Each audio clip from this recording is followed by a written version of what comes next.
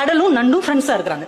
Daily இந்த நண்டு அங்க ஊர் உலகம்லாம் சுத்திட்டு சாயந்தரமா கடல் கிட்ட வந்து பேசும் அப்படின்னு 2 பேரும் நல்லா மனமொத்த நண்பர்களா இருக்கிறாங்க. ஆனா இந்த நண்டுக்கு ஒரு குணம் என்னன்னா, அந்த கடற்கரையில அது நடந்து வரும்ல, நடக்கும்போது அந்த கடற்கரையில அதோடைய சுவடு பதியும். அது பாக்குறதுக்கு நட்சத்திரம் மாதிரி அழகா இருக்கும். அதனால அது நின்று அதை ரசிச்சுக்கிட்டே வரும்.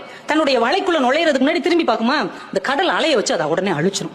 இது ஒவ்வொரு நாளும் நடக்குது. இது வரவங்கள படக்கு படக்குன்னு அதை அழிச்சிருது. இந்த நண்டுக்கு மனசு என்னமோ பண்ணுது, நம்ம நண்பனுக்கு நம்ம மேல ஏதோ பொறாமை இருக்குதோ, அதால நடக்க முடியாது, நம்மளால நடக்க முடியுது, அந்த பொறாமையில நம்ம சூட அழிச்சு விடுறானோ, இனிமே இவங்க ஃப்ரெண்ட்ஷிப் வச்சுக்கலாமா வேணாமா, ஒரு பொறாமப்படுறவங்க ஒரு நண்பனான்னு மனசுக்குள்ள நினைச்சுக்கிட்டே இருக்குது. இன்னொரு நாளைக்கு இதே மாதிரி பேசிட்டு வருது, வேகமா அதை அழிச்சிருச்சு. இது வலையில நின்று முறைச்சு பார்த்துக்கிட்டே இருக்குது. இன்னொரு நண்டு அந்த வழியாவே போகுது. சரி, நம்ம சூட தான் இவன் அழிக்கிறான், அந்த எதிரியோட இன்னொரு நண்டோடைய சுவடை அழிக்கிறான்னு பார்ப்போம். பார்த்துக்கிட்டே இருக்குது. அந்த நண்டோடைய சுவடை இதை அழிக்கவே இல்லை. அந்த நண்டு ஹாயா நடந்து அந்த பக்கம் இருக்கிற ஒரு வலைக்குள்ள போகுது. இதுக்கு செம காண்டாயிருச்சு. உண்மையிலேயே இவன் நம்ம மேல மட்டும்தான் பொறாமப்படுறான் அப்படின்னு நினைச்சுக்கிட்டு இருக்கும் போதே அந்த வழியா ஒரு நரி வருது. இந்த நண்டு நடந்து போன அந்த சுவடு இருக்கு இல்லையா, அதை அப்படியே ஃபாலோ பண்ணிக்கிட்டு போய் வலையில இருக்கிற நண்டை கவக்கன் பிடிச்சி தின்றுச்சு. இப்பதான் அந்த நண்டுக்கு ஒரு விஷயம் புரிஞ்சது.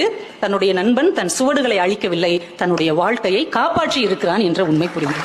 உடனே ஓடி வந்து மறுபடியும் அந்த கடற்கரையில் எழுதுச்சு, முன்பே காப்பான் அன்பே நட்பு. அதையும் அந்த கடல் படிச்சுட்டு உடனே அழிச்சிருச்சு. தன்னுடைய நட்பு கெட்டாலும் பரவாயில்லை, நண்பன் கெடக்கூடாது என்று யார் நினைக்கிறார்களோ அவர்கள்தான் உண்மையான நண்பர்கள்.